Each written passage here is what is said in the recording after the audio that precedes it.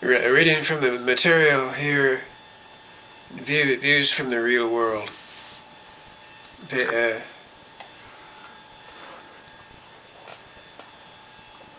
Pages 221 to 227.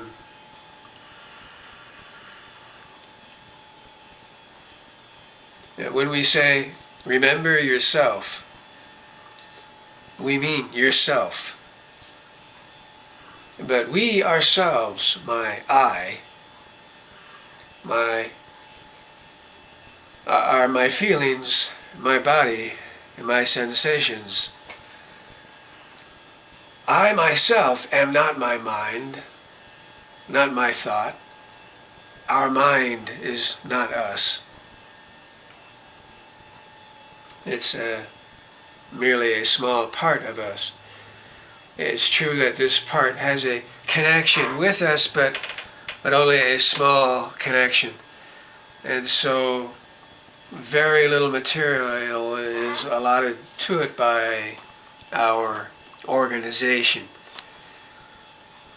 If our body and feelings receive for their existence the necessary energy and various elements in the proportion of, say, 20 parts, our mind receives only 1 part. Our attention is the product evolved from these elements, this material. Our separate parts have different attention. Its duration and its power are proportionate to the material received. The part which receives more material has more attention. Since our mind is fed by less material, its attention, that is, its memory, is short, and it is effective only as long as the material for it lasts. Indeed, if we wish, and continue to wish, to remember ourselves only with our mind, we shall be unable to remember ourselves longer than our material allows. No matter how much we may dream about it, no matter how much we may wish it or what measures we may take, when this material is spent, our attention vanishes. Looking quickly here, prologue of the 3rd series.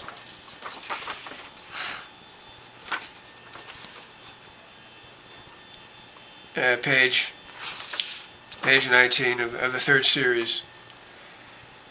Judging by my fitness during the last few days, it seems I have come to life and willy-nilly will have to drag on and drudge as before.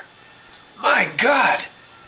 Is it possible that I will have to experience again all that I lived through during periods of my fully collected active state for the half year before this last misfortune of mine? Not only to experience feelings alternating almost regularly between remorse for the inner and outer manifestations of my ordinary waking state and loneliness, disappointment, satiety, and the rest, but primarily to be everywhere haunted by the fear of inner emptiness. What also have I not done? What resources have I not exhausted in my determination to reach a state where the functioning of my psyche in my usual waking state would flow in accordance with the previous instructions of my consciousness, but all in vain. And skipping down here. In spite of all of my desires and endeavors, I could not succeed in remembering myself in the process of my general common life with others. so as to be able to manifest myself not according to my nature, the nature of the beast, but according to the previous instructions of my collected consciousness. I could not attain the state of remembering myself, even sufficiently to hinder the associations flowing in me automatically from certain undesirable hereditary factors of my nature. As soon as the accumulation of energy which enabled me to be in an active state was exhausted, at once associations of both thoughts and feelings began to flow in the direction of objects diametrically opposite to the ideals of my consciousness, my higher consciousness.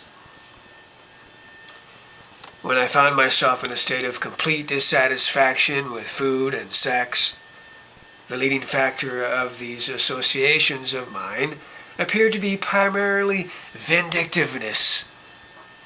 And in a state of full satisfaction, they proceeded on a theme of the forthcoming pleasure of a meal and sex, or of the gratification of self-love, vanity, pride, jealousy, and other passions. I thought deeply myself and tried to find out from others about the reasons for such a terrible situation within my inner world, but could not clarify anything at all.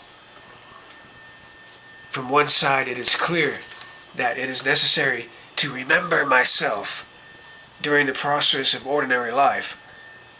Also, and from the other side, that there is a necessity for the presence of attentiveness,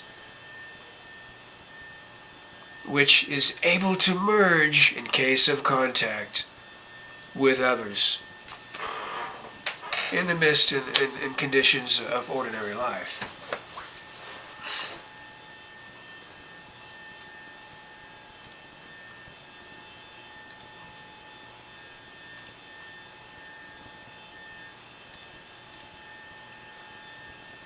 All right.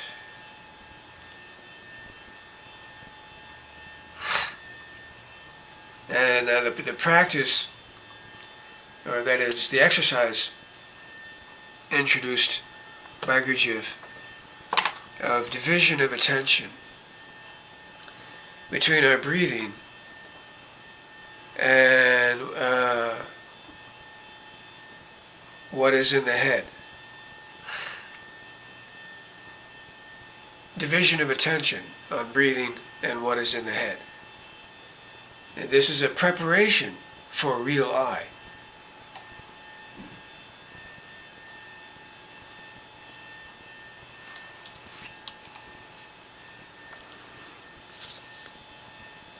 In the words of Gurdjieff himself, for me personally, I feel very strongly that I am. I feel that I am 10 times stronger.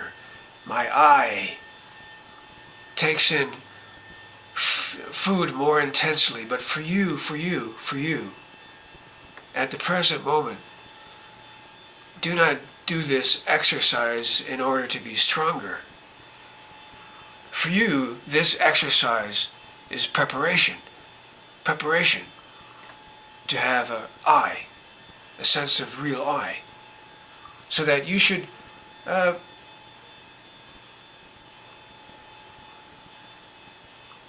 actively meditate the two sources from which this I can arise. For me, it gives food to my I. It makes it stronger. So now that I am not a tail of a donkey, I am.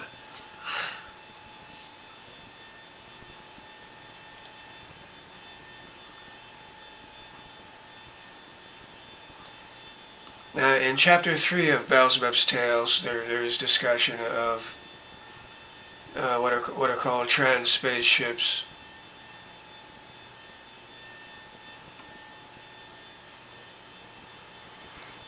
And that earlier times, these trans spaceships were so complicated and cumbersome that it took almost half their power to carry the materials needed to elaborate the energy for their locomotion.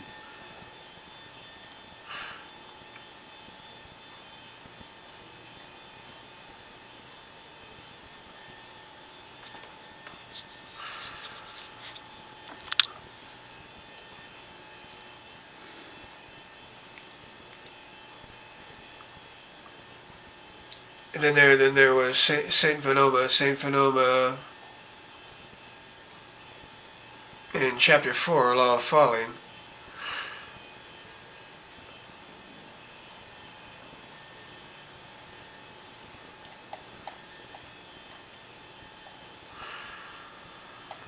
Anyway, all of these, the discussion here in Beelzebub's Tales of these earlier ships, there seems to be a correspondence here to the idea of preparation.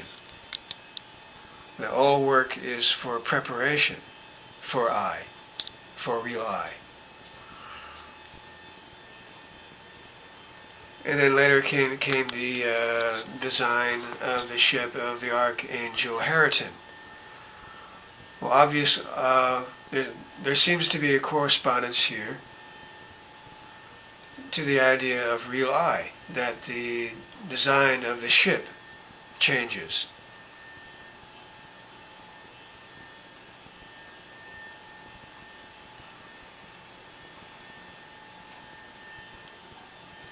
And so the process of division of attention between breathing and what arises in the head, it becomes a process of food for I. Whereas in the other ships, the earlier ships, which were more cumbersome, all of that seems to correspond with the idea of preparation for I.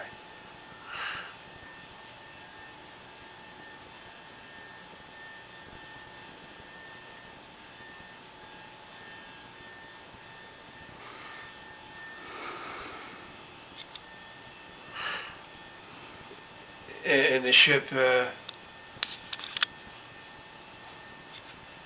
of real I, which is now in use everywhere, which, as it says here in Beelzebub's Tales, the whole of this great invention of the Archangel Hariton consists of a single cylinder shaped like an ordinary barrel. The secret of this cylinder lies in the disposition of the materials of which its inner walls are composed. These materials are isolated from each other by means of amber, and owing to their arrangement in a certain order, have the property of acting on any cosmic gaseous substance entering the space they enclose, whether atmosphere, air, ether, or any other combination of homogeneous cosmic elements, causing it immediately to expand within the cylinder.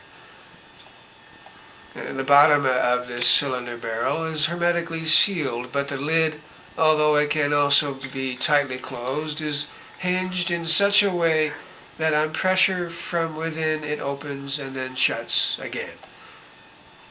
So, your right reverence, if this cylinder barrel is filled with atmosphere, air, or any other such substance, the action of its walls causes these substances to expand to such an extent that the interior becomes too small to hold them. Striving to find an outlet from this constricted interior, they naturally press against the lid of the cylinder barrel, which opens on its hinges and allows these expanded substances to escape, and then immediately closes again. Since in general nature abhors a vacuum. As soon as the expanded gaseous substances are released, the cylinder barrel is again filled up with fresh substances from outside, and they in their turn undergo the same process, and so on without end. Thus the substances are always being changed, and the lid of the cylinder barrel alternately opens and shuts. Fixed to the lid is a very simple lever operated by the movement of the lid, which sets in motion some also very simple cogwheels, and these in turn revolve fans attached to the sides and stern of the ship itself. Thus, Your Right Reverence, in spaces where there is no resistance, contemporary ships like ours simply fall toward the nearest stability, but where there are any cosmic substances that offer resistance, it is these substances, no matter what their density,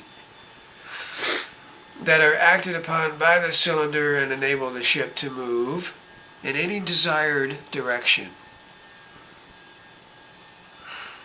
It is interesting to note that the denser the substance is in any given part of the universe, the better the charging and discharging of the cylinder barrel proceed, and in consequence, of course, the rate of movement of the levers is accelerated.